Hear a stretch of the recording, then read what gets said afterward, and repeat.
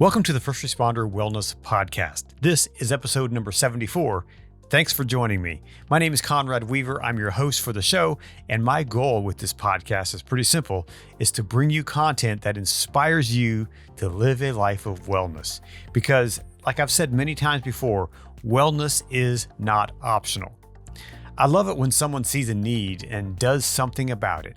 And that was the case for two North Carolina firefighters who saw a need and set out to meet that need by paddling kayaks down a river.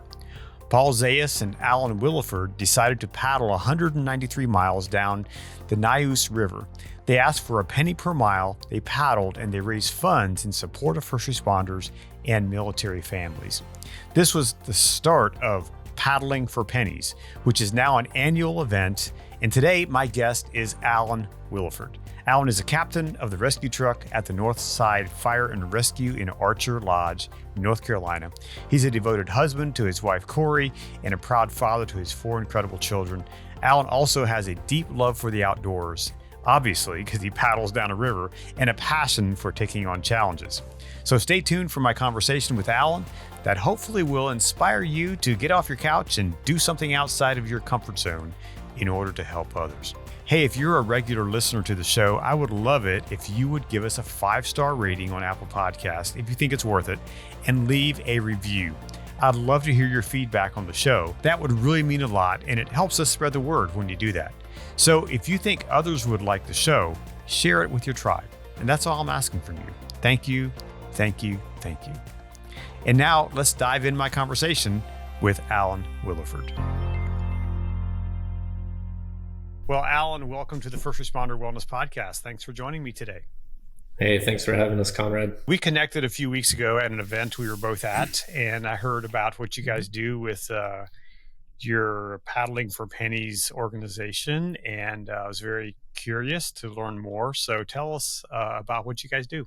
So we're here on the east side of Raleigh, North Carolina, in a small town called Clayton. I'd say roughly 25,000 people, say small, growing. But we had this river, this mystical river. It's actually not mystical, it's pretty dirty, but it's called the Neuse River, and it runs through our community, and it actually runs all the way to the ocean. And it's over 200 miles long. And we had this bright idea that we should paddle the whole thing. And so a couple of us, a buddy of mine, Paul, and I jumped in different kayaks, and we set sail down the river for a few, I think it took us about 6 days our first year we did it. And we did it just to raise money for first responders, fallen firefighters, and military, just that whole genre.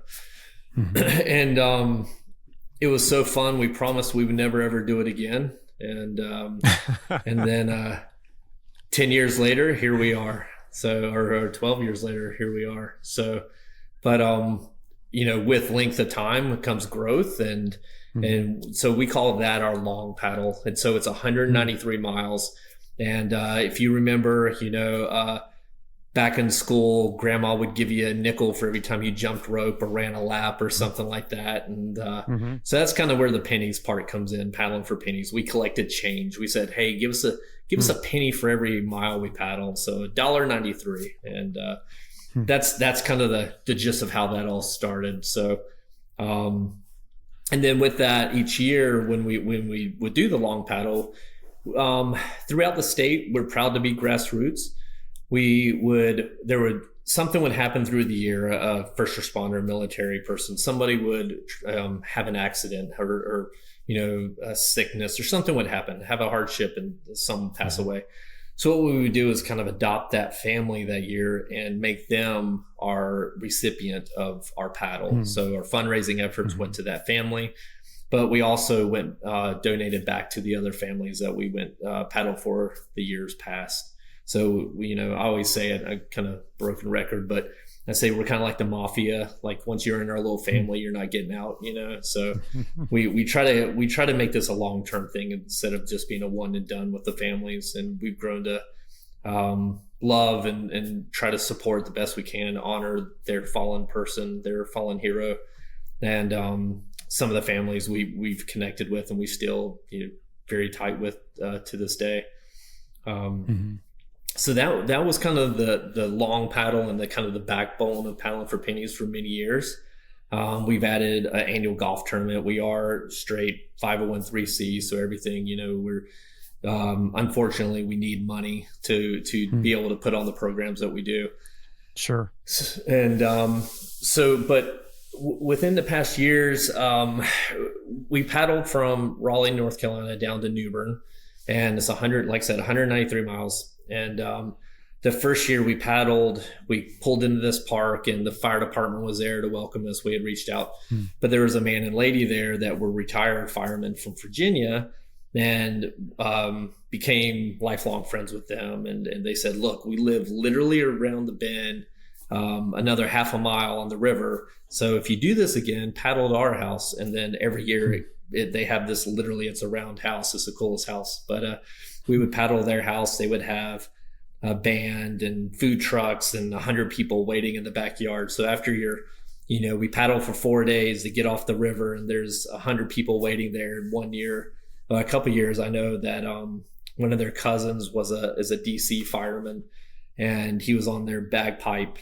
group. And so he's standing on the dock playing the bagpipes as we pull in. And it's just like, what a way to end a trip, to put it all in perspective. So, but again, with them, we met more people, more contacts, and we met Dustin Canesthorpe, who became a good friend of mine, and he's an ultra runner, which is a whole different beast. We paddle 193 miles in 4 days, and they run 100 miles, and I don't see the point of that by any means.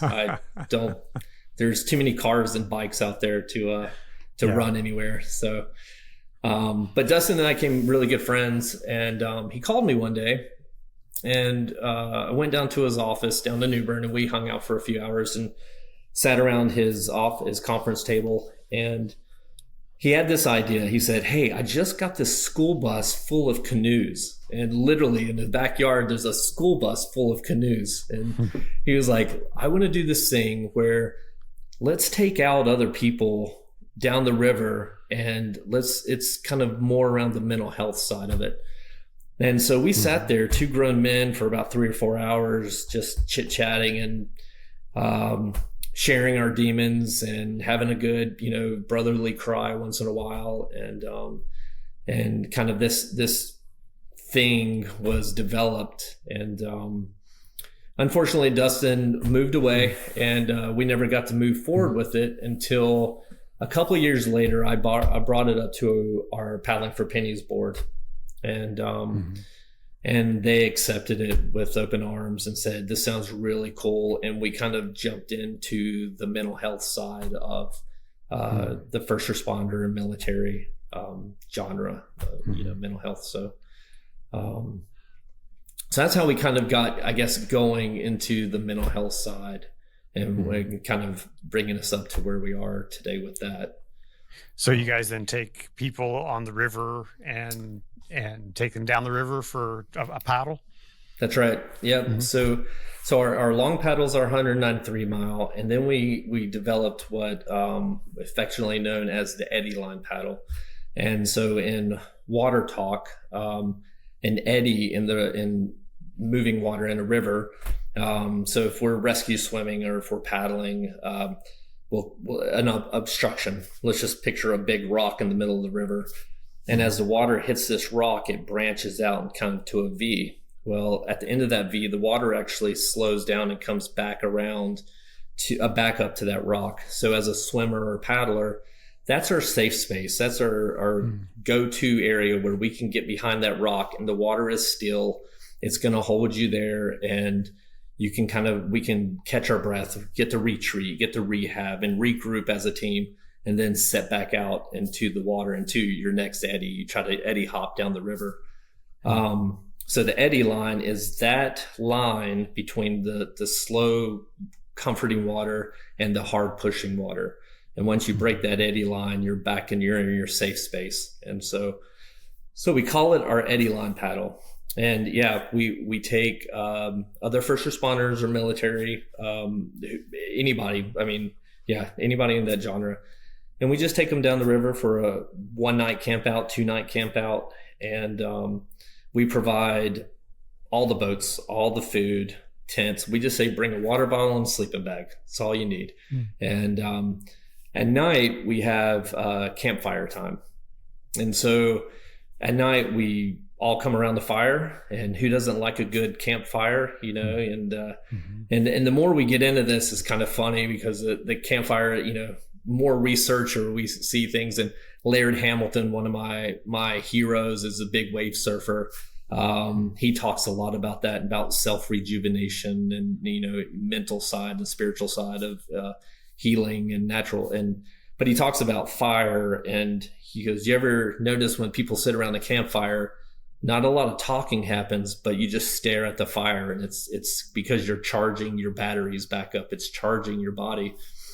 So we have this campfire time where we have a peer support person that we've had each year come down and just kind of be the mediator between everything and just sit. And the first year we did it, we honestly had no clue how it was going to go. We had 4 or 5 paddlers, and our main mediator kind of told his story, and the floodgates opened, and it was really cool to watch. Just a group of guys, you know, people sitting there sharing their stories. And it was really weird that first year we did it, how some of the stories intertwined from some of the same calls, and they didn't even work in the same, you know, fields, but they had worked a certain call together. So so that was, you know, first year. We've only had it a couple of years, and then we had it again last year was our second year, and same kind of thing. And it's just a slowly growing beautiful atmosphere. I mean, it's so fun, and it's been very well received so far. So are you guys that run this, are you guys first responders? What's your background? Yeah, so I am a full-time fireman. I'm a captain on the rescue in North Side Fire and Rescue, which is, again, we're outside of Raleigh, about 20 minutes.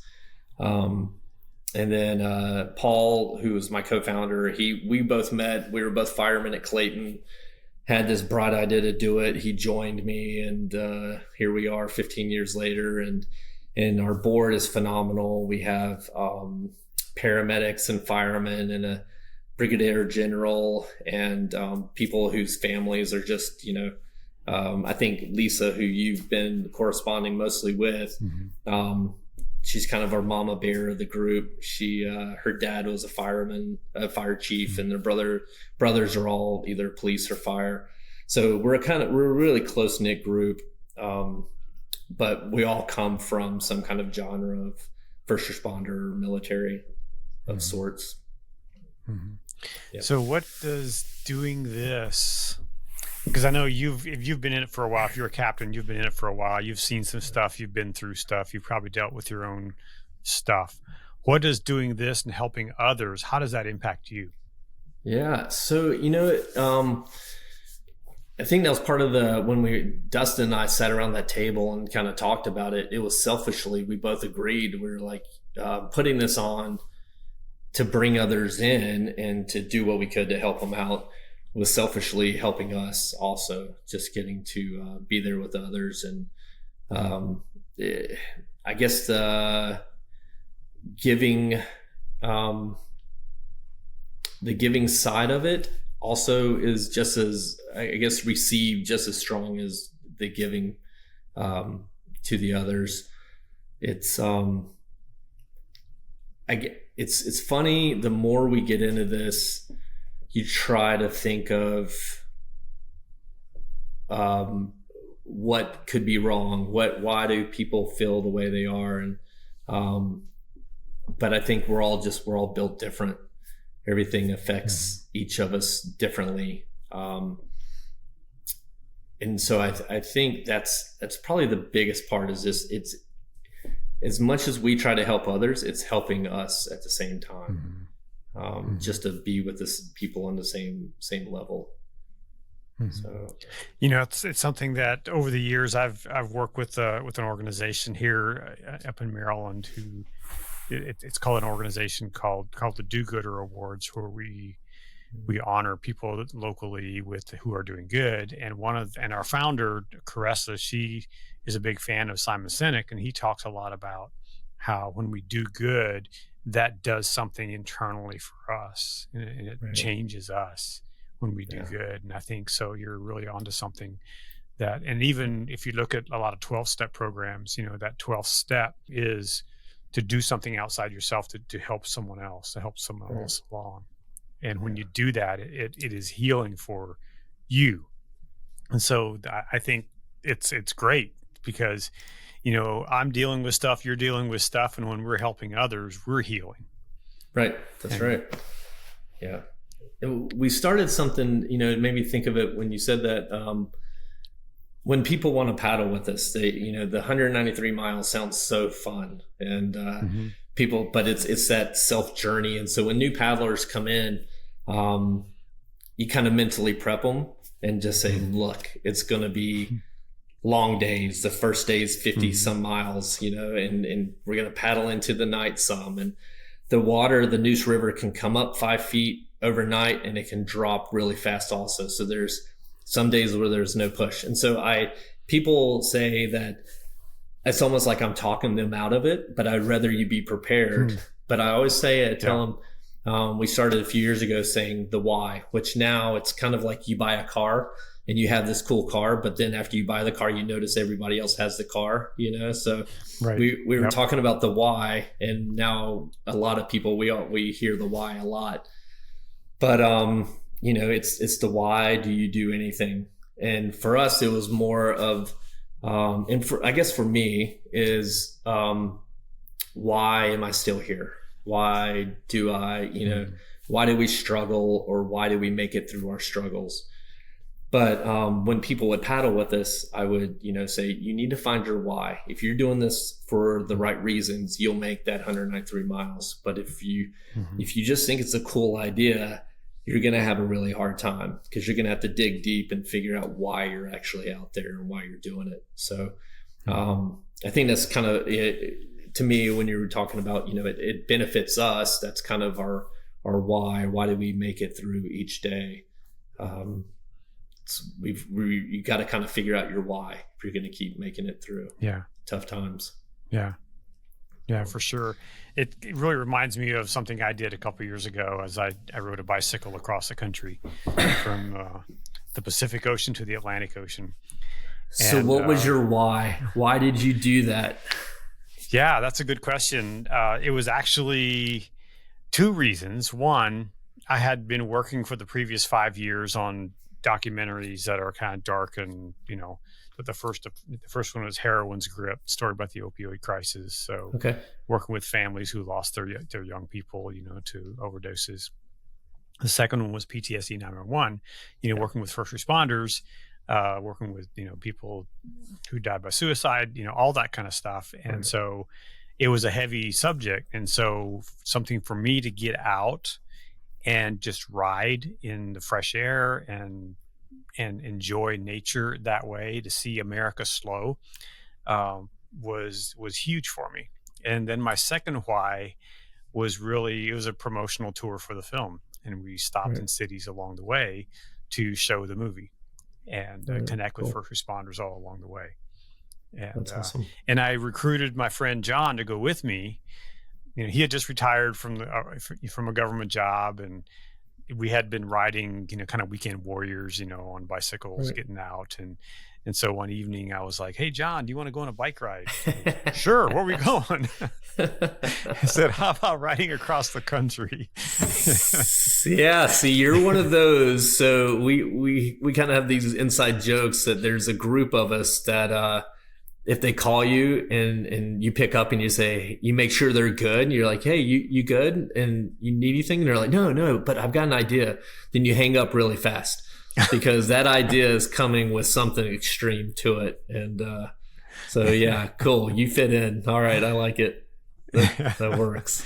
Yeah, so. It was really an amazing experience. And, it's one of those things too that you don't just hop on a bike today and ride across the country tomorrow. Oh yeah. It's training. It's months and months of training for sure. Just the one part of the anatomy that you need to train the most is your butt, because you're sitting on a skinny bike seat. Yeah.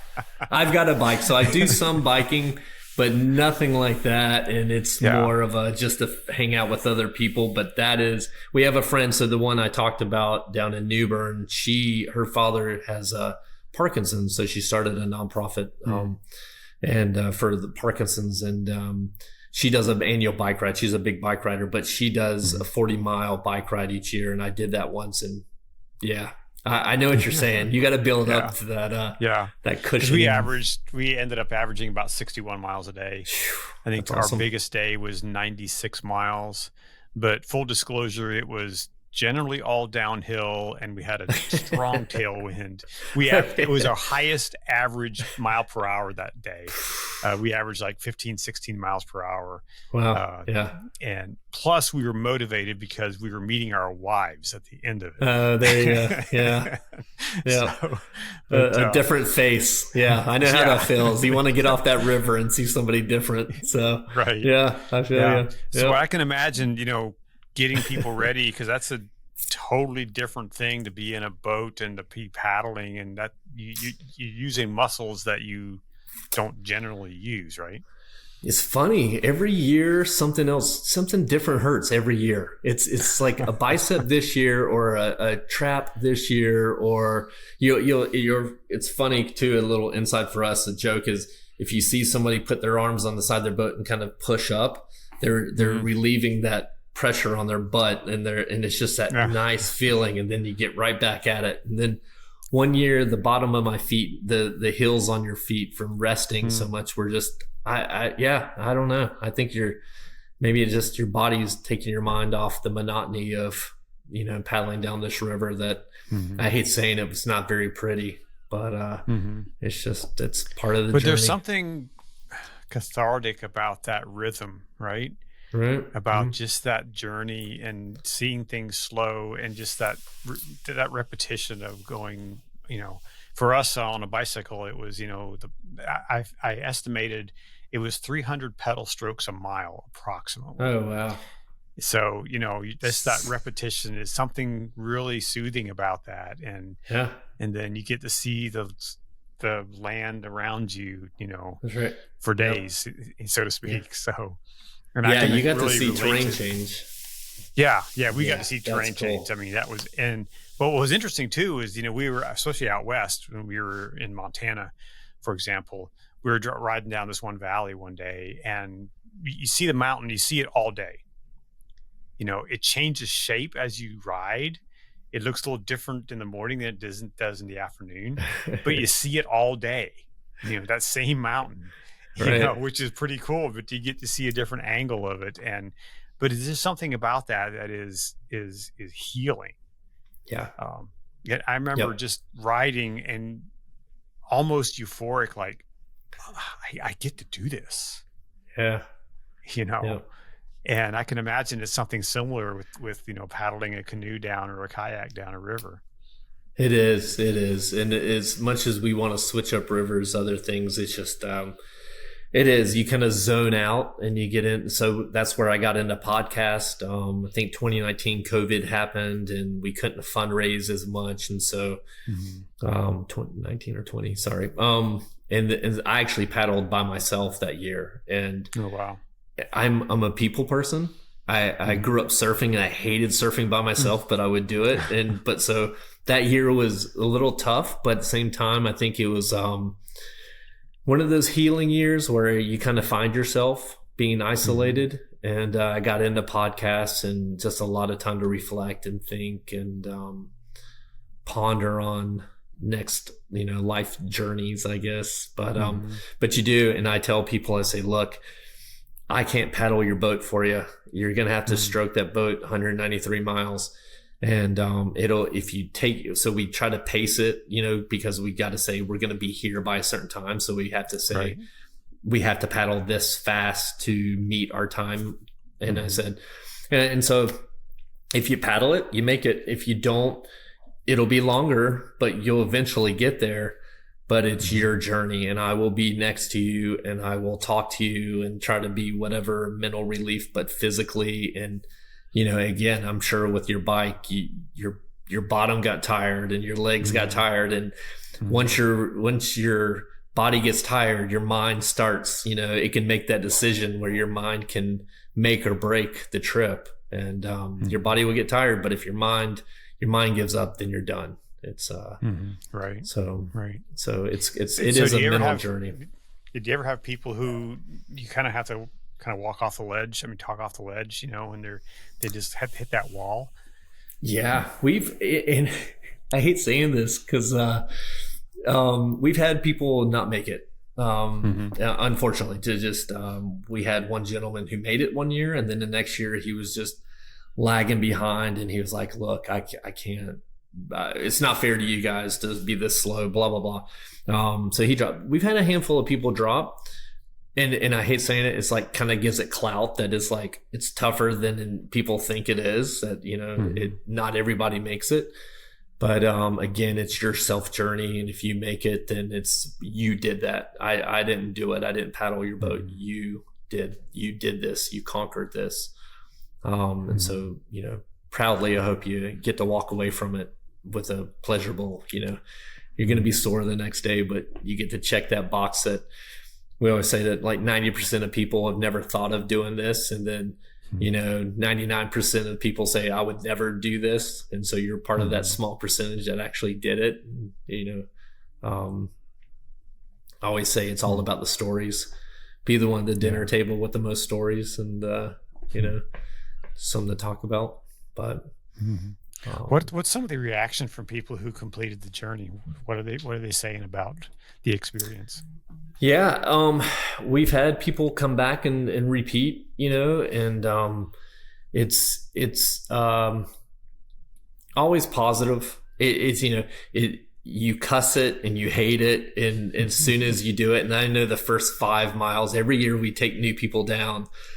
The first 5 miles, I'm like, no, not again. Here we go. All right, we're in it. We're stuck. But it's so fun to watch other people go through their journey. And maybe that goes back to why we do this, is just getting to watch other people struggle, but overcome.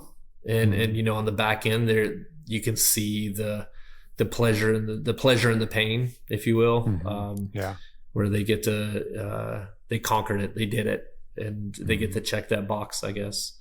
So it's always positive. I don't think anybody's ever sold their kayak afterwards or anything, given up on ever paddling again. So that's a plus. Yeah. I had a friend who did the coast to coast bike ride a couple of years ago. In fact, he was kind of one that helped inspire me to do it. And he's from Nebraska, and he told me that, man, I just haven't had much desire to ride my bike. He had a really bad experience coming across Kansas, and where it was really hot and really windy, and he was by us, he was solo. Flat. And that's one thing, I would probably never do something like that on my own, just because I know myself. And having John with me, who was bigger and heavier than me, not as much in shape as I was, was challenging. But having him there was so beneficial for both of us to be there for each other. We both said solo, it wouldn't have been much fun at all. Yeah, it's so true. Yeah. Again, the year I went, I think was really good for myself, and just being everything going on and just having that test. But it is being there with other people and getting to paddle. I mean, you're literally in the water for 4 days, paddling. And then at night we have spots where we camp out, or there's a fire department that takes us in and feeds us and lets us actually take showers and, get the junk off us. And then, but when you're paddling 12 hours a day, you'll paddle up next to somebody and just, I'm sure as same as you're riding a bike, just kind of ride next to somebody and small talk and find out about the person and get to learn things about them and stories. We just have tons of stories to come back with. Sure. So, Sure. yeah. Well, what I really liked about this story that I heard about you guys and what you did is that, here you are, first responders, and you found something that not only helps others, but also helps you. Yeah. And it gives you, it kind of lifts you, and it lifts the people around you. And that's inspiring. And I really wish other people who are maybe they're stuck in some place and they're not doing so well, if they would reach outside themselves. And would you say that reaching outside of yourself has helped you along? 100%. I think that's the biggest thing I take away from a lot of this, and I strive to tell other, especially the younger generation, to push yourself, to do something uncomfortable, to do something that's hard, and to push yourself and do something that's not normal. So I'll invite you. You can come do it with me. Everybody calls me crazy, but I have another journey that is in the works. I want to do an unassisted. So we have the same trip from the start to the finish, but there's a greenway that runs about 30 miles. And I kind of want to do a mini triathlon, kind of where I hike and then bike and then kayak the rest of the way. But I want to do it where I have to take all my gear with me. So I have to pull the boat with the bike on it and then bike with the trailer of the boat, right? So, okay. So now that's what everybody else says. They're just like, all right, here we go. So, and one day it'll happen, but I don't know. Bike across the country, bike across the state, bike across your town, do a 5K, set goals, and just try to live while we're all I've been a huge fan of, you familiar with the guys from Yes Theory, the YouTube channel? Yeah. Mm-hmm. So I'm a huge fan of theirs, just because their motto is, seek discomfort. Right. Yeah. When you seek that discomfort, when you put yourself in that uncomfortable situation, you'll learn so much about yourself. That's you right. learn so much about life, about the people around you. You learn how to overcome, There was one day on our bike ride, and I write about this. I'm working on a book, and I write about this, where we had just come over a pass. It was kind of coming out of Montana toward Yellowstone by Wyoming. And we hit this storm, and we had seen these storm clouds about 2 hours before we hit them. And it was dark, just black clouds. We were riding straight into them, and we didn't have a choice. It was the only place we could go. And then we made a right-hand turn, and it was 8 miles to town, to the hotel where we were staying. And the storm was now off to our left, and there was lightning, and it was just, it was getting colder, and there was nothing on the highway except trees. There was just trees as far as you could see. And 8 miles is, it's a quick trip in a car, but on a bicycle, it's, especially when you're right into a headwind. We had probably a 15-mile-an-hour headwind. And it was just, you had to get down into it and just focus. And it took us an hour to go that 8 miles. Wow. And struggling into the wind. And you go over a rise, you'd think, town's right over the rise. And then as far as you could see were more trees, And so it challenges your resolve, to keep going. Yeah. But what are you going to do in that situation? You either keep going or you go cry in the woods, Yep. That's right. And so, those kind of experiences, I think, are so powerful to show us about, things that we have never thought of before, about our lives, and show us what we can really accomplish. Yeah. You push yourself, and then you just find yourself, and at least I do, upping the bar, I guess. And that's where, the little triathlon-ish kind of thing I want to do. It's just, I keep thinking of other stuff that I would love to paddle from the Virginia border to the South Carolina border on the intercoastal waterway. But, and I always feel like, so we do the 193 miles and we do it in 4 days. And you could do it other people, but I kind of take pride in that we do it in such a short time, because it's now that's part of the challenge to force yourself to make this, and again, you just got to kind of set the bar for how you're going to live your life the same way. Just keep up in the bar, never settle. So, what would you say to someone who's in your situation? Perhaps they're a firefighter or a police officer or dispatcher, and they're maybe struggling, or they feel stuck in their life. What would you say to them to encourage them? Oh, well,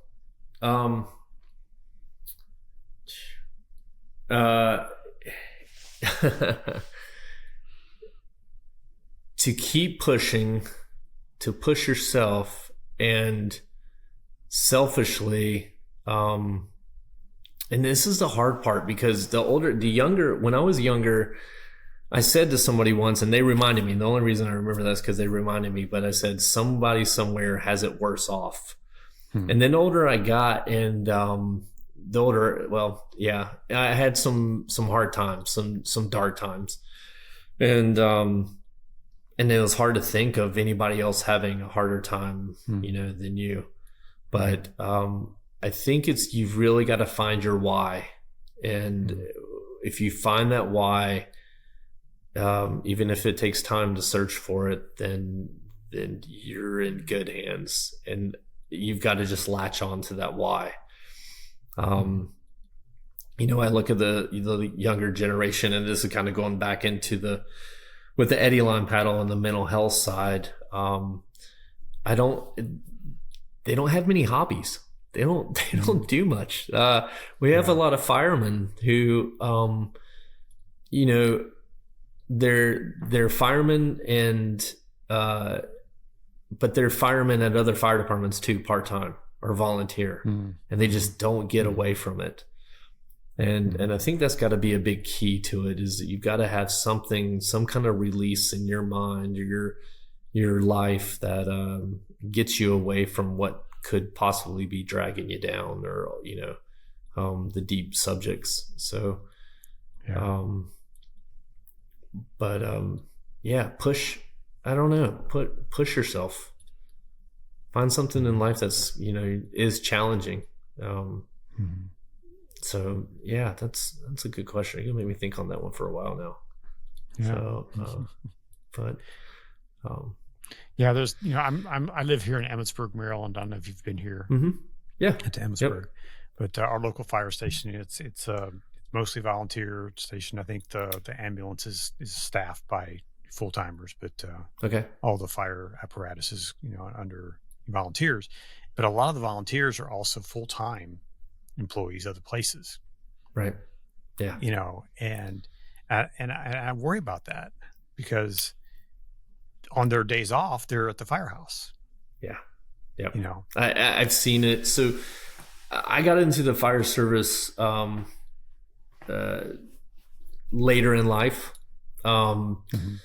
Was just bored. I've had kitchen cabinet companies, kind of genre, just grew up in it, and that's what I did. And so I was in my 30s, got into the fire service, and was never a kid that grew up, like, I'm gonna be a fireman. It just it was more of my adrenaline side, I guess. Check that box, and been with it 15 years and loved it. And but I noticed that I've seen a lot of the young guys, they come out. So the school programs, the good part is, you can go to high school now and come out with all your certifications to go right into work. Right. And, a plus is if you get into a municipality, you get in state retirement, you retire when you're 50 years old. And that's pretty good. The problem is these guys know nothing else. And they work at the fire department 24 hours a day, and then they go on their days off, they go to a fire department, or they'll go ride an ambulance. And it's just a constant, all the things that we could talk about of, that are holding you down, is they just keep piling it on. So it's, Yeah. So, so find a canoe or a kayak and go paddle. Right? Yeah, that's right. Yeah. Yeah. Come join us. start your own challenge in life, come paddle, and then get me to call me and I'll go do something crazy with you. But so speaking of calling you, how can people get in touch with you guys? How can they learn more about that, and how can they sign up to go on the next long paddle? For sure. We have our website, paddlingforpennies.org, and then we have our emails, paddling and the number 4 pennies@gmail.com. And we're open. Anybody can paddle. You don't have to be a first responder or military to come do the long paddle. The eddy line paddle is more based around military and first responders. Mm-hmm. And then and that's where, again, we just take them out, and that kind of opened up another thing that we're branching out, a new program, Operation Campfire. And this is where we got kind of dove in deeper with the mental health side of it. Is one of the guys around the campfire last year said, guys, I love to come paddle with you guys, but I have been looking forward all year to this campfire time. And I was like, oh, wow. And so I kind of mentioned it to my wife that night on the phone, and she said, hey, why don't you do campfires? You don't have to wait for the eddy line paddle. Why don't you just do these campfires? I'll take the kids and I'll leave, and you can have a fire behind the house. And so that really got us thinking about it. And that's kind of our big new thing that we're branching out and starting. We want to develop, we need to develop this internal family-like attitude back in the fire departments, in the police stations, any first responder genre. I honestly, Conrad, I think my biggest heartfelt sigh goes out to dispatchers. I think they get the shaft a lot of times on a lot of these things. And it was an Instagram reel, I believe, where a lady, I think a young child, had their parents had, I think it was a murder suicide, and the little girl had called 911, and it's probably a famous Instagram thing, but the dispatcher was so calm and collected, and just talked to the little girl like they were at a park. And I'm sitting there thinking, I'm like, that lady's got to go home that night, and what if she has kids? And a lot of times we talk about, we'll go on a call, and if it's a car wreck or a code or something, and a lot of times our job as firemen is to extricate the patient and send them on their way with EMS. Everything's based around the patient, and EMS takes them, and a lot of times we have no clue what happened after that. And I think back, I'm like, dispatch really has no clue till after, and they may never hear. But they hear, oh man, they hear the frantic screams of the mother. They hear the people calling with the passion in their voice because they're scared and have no clue. They just need somebody to save them or help them. And by the time we get there, it could be 7 to 10 minutes later. Things have changed to a point. So anyway, I think dispatchers out of everybody have kind of got my heart, where I feel so sorry for them. Did you ever listen to the, it's called Imagine Listening podcast? Oh, no. With Ricardo Martinez, I think. He's been on my show. I've been on his show. He does a talk at these national conferences where he talks about wellness within 911. But then he has a session called Imagine Listening, where people just come up and share their stories. Okay. And they walk through calls that they've had, and it's powerful. It's so powerful. Then he has a session on his podcast where he does that. And Sunday nights he does a open mic thing where it's just kind of wild and crazy. It's like rated R, I think. It's just wild, But his podcast is really, really powerful. And they talk about those calls and those, you talk about, those last breath that they heard, that's kind of thing. So, and dispatch was never really on my radar when I was first working on my film. And I was talking to the president of our local fire company, who at the time he's a 911 dispatcher, and he said, "Hey, have you thought about 911, including that in your film?" And I said, "Well, no, tell me about that." He said, "Well, we hear it, we imagine it, and we don't get closure." Yeah, it's a problem. 100%. And so that's how we got the 911 folks in my film, and that's awesome. Included that part in the story. Yeah. So. When we started all this, I hate saying it now, but it was, people hear first responder and you think of firefighter, police, but then there's EMS and there's dispatch. Yep. And, and don't beat numbers up. We've all heard the numbers of suicides and, XYZ. But dispatchers, if you look at the number of dispatchers throughout the country compared to how many calls they actually take in, and then their rate of suicide, it's like, it's staggering. It's just mind boggling, and heartbreaking, how they are affected by it. Yeah. But man, I'm encouraged because you're doing something that is helping first responders. You're doing something that is making a difference for the folks who come along and jump in a boat and paddle down there with you. And that's amazing. So kudos to you guys for doing that. Thank you. Does it cost anything for someone to come with you guys? No, not a dime. Nope. It sure doesn't. It's 100% free. Again, we're based in North Carolina. You might just, reach out to us and we can look at travel if anybody wants to travel, but, we supply all the boats and everything. And again, with Operation Campfire, we'd love to, if anybody wants to start a campfire time at their respected area, it doesn't even have to be through their department. It's it's trying to get that family atmosphere back inside where the guys can talk to. There's a preemptive internal peer support where we're trying to get that back together where I can talk to my crew. They understand, or the guys that are having some kind of other issues. I'll be honest. I'm probably the first one to say I don't want to call a 1-800 number and have to explain to a therapist for 3 hours my life story, to where then they can say, "Oh, okay, here's X, Y, and Z."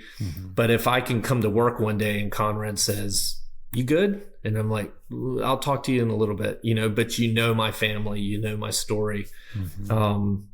We're trying to bring that back within, all different departments. And so we like to offer, Operation Campfire to anybody who would like to hear of it. And it's just, we have a peer person there, and it's just to be able to sit around, I keep using the word campfire, but it could be a living room. It could be a backyard. And it's just, I know that group of people in that circle understand what I'm saying. And that if I'm having that moment, then I can call that person and say, "Hey, I need to talk to you about this," and they'll understand with no judgment because they're feeling the same things. And so that's part of Operation Campfire. And then there's, I look at it, there's 3 sections. There's, the internal side. We need internal peer support where it's just you and I, it's my crew, it's the guys I know and I trust, that we say we're going to go into a fire together and I can trust you to save me. Well, I should be able to come to you and open up to you, at some point, emotionally. And then leadership, I truly think there's a huge part. And the thing is the more I listen, the more I listen to you and others, we're all kind of saying the same thing. And it's just funny. It's like, why haven't the right people heard the message? Because I hear your guest and I'm jumping up and down like, yes, that's it. That's part of the, but leadership, I truly feel, there's, I'll just speak from the fire service side. You come in and you're asked to do one of the most dangerous jobs, in the world, they say. I can only pay you so much money, so you're probably going to have to get a second job. You're going to be sleep deprived. You're going to have financial issues, possibly. You're going to see things that nobody should see. You're going to hear things nobody should hear. And then I'm going to treat you like a number. Or, how does leadership affect you to where you walk down the hallway and the chief calls your name and says, "Hey, today's your birthday. Hey, I feel special. I'm not a number anymore. I'm not just somebody in a seat."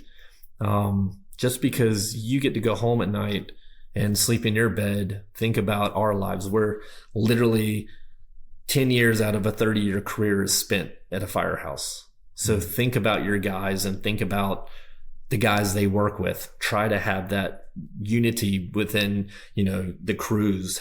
Put them together. Don't have the mental side of, I don't care if you guys like each other or not. You can go home if you don't get along. That's, I don't know. Again, you take all the list of things I said and then you put in that attitude. It doesn't make a good, doesn't make a good cake. So, and then the family atmosphere. I think there's been a big dividing wall between home life and work life. And I think, there's a lot of times, and my wife, she works in, she works with the government and one of those agencies and has her master's in social work. So she gets to kind of the mental side of it. But at the same time, there's times where she doesn't understand. And she knows, where I'm not doing good or, but I don't think a lot of people have even that level that she has. So they might, again, speaking as a fireman, the divorce rate between firemen are, it's tenfold of what I think general public. 75% in the fire service. Right. Yeah. And then domestic is a little tad under that with the fire service. And so, but hopefully bridging some kind of gap where, family life and work life kind of combine a little bit, and there's a little helpful of understanding, what's going on at work, or the spouses and family feel more welcome in the firehouse. So, so that maybe they can support, I guess, their men and women coming home, with some kind of understanding. So anyway, to me, there's a little trifecta there of, things that we're trying to work on with Operation Campfire, and we're just trying to, come in, and if anybody would like to hear about the program, it's just something we're starting up, and it's where some people don't get it, but if you've seen the movie Fight Club with Brad Pitt, he goes around and he starts these fight clubs all over the place. It's kind of the same thing. We're just starting these little groups of campfire, and it's up to you and your department to kind of, hey, just reach out to your peer support person and have this group with your people. And then this peer support person's there. And then if somebody needs more help, you have somebody there that you can put a name and a face to instead of a 1-800 number. And then, there's a place for external peer support. There's a place for 1-800 numbers, and there's a place for wellness clinics. But we're trying to preemptively start, go back to that. And then I'm assuming what happens at the campfire stays at the campfire. Yeah, that's right. 100%. So we tell people when they come do the Eddy line with us, we don't take any pictures. If you want to take pictures, that's between you and the other people there. We treat it very HIPAA-ish, where this is about you guys. It's not about paddling for pennies. It's not about me or my crew. We're just there to guide you down the river and feed you. And it's up to you to just relax and have a good time. And so the same thing with the campfire time. And again, I've had people, when I've brought it up at my fire department, said, hey, I want to come and support. And kind of breaks my heart, but I tell them, say, it's not for you. It's not for the people that might not have some struggles. It's your job is to come in every day and have a happy face and just bring the brotherhood or the family attitude back into the fire department. But this is for the people that just need to look across the fire and see somebody that they can relate with on a daily basis, and figure out, again, more about this than I do, but and I've heard people talk on your podcast about depression and PTS, and then kind of how once you have these issues, you kind of always have them, but it's how you deal with them. You learn to cope, I guess, better. And then I've heard other people say, well, yeah, you learn and you almost push it away because you kind of conquered that, and it brings in new stuff that you have to deal with differently. So again, I think it's just a way to find this way to cope and work together more as a team, and just feel like this stigma. We got to break the stigma. We say we got to unmask, do a masking up drills in the fire service, and you've got to unmask the stigma because you can go to any fire department, you can stand up 5 people next to each other, and they're going to be different colors, sizes, shapes, hair colors. But for some reason, we have this blanketing cure of mental health in the first responder world, that this one way will cope everything. And it's basically, hey, call this number and talk to somebody. And there's a lot of benefits that nobody knows about within, different agencies. Nobody knows that there's different avenues for, or how to talk to somebody, except for find the poster on the bulletin board, and reach out and look at it. So, well, at least it's not what one old timer told me. He said back in his days, it was the answer was suck it up. Here's a beer. It's the suck it up buttercup, right? And yeah. And I say that like, and I'll say I'm an old timer, I guess, but there's a lot of us that we grew up in that day of an age, you got hurt or whatever it may be, is like, hey, suck it up. And, you signed up for this kind of thing. Mm-hmm. And, unfortunately that's got us to where we are.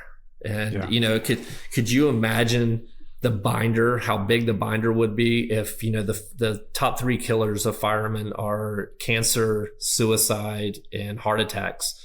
And so if you take that over how many people fell off a ladder or, died on scene, and most of those line of duty deaths are heart attacks.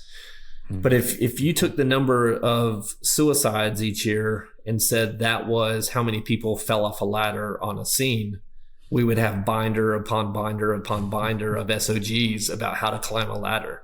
Yeah. But there's nothing in most agencies about mental health. There's really nothing. Yeah. It's except for call that number on the bulletin board. And it's kind of a little mind boggling a little bit. So again, we're trying to be a little preemptive measure of, let's bring the Ahana, the family, back into the fire service or the dispatch and the police and the EMS and nurses and everywhere. We just got to be able to confide in each other with this. Yeah. So. Absolutely. Well, Allen, this has been great conversation, great work that you guys are doing there. Thank you. Thanks, for Conrad. What you're doing. And we look forward to getting this out there and more people hear about what you guys are doing. I love it. So, yeah, thank you so much. Any final words for the first responders out there? Any final words? If I could say one last thing, one other thing within this Operation Campfire, we had unfortunately, we had somebody just recently, a good friend of ours, go through some hard times, and he made some phone calls. And unfortunately, he had the stigma of if he called you, you're going to be on the phone for a long time.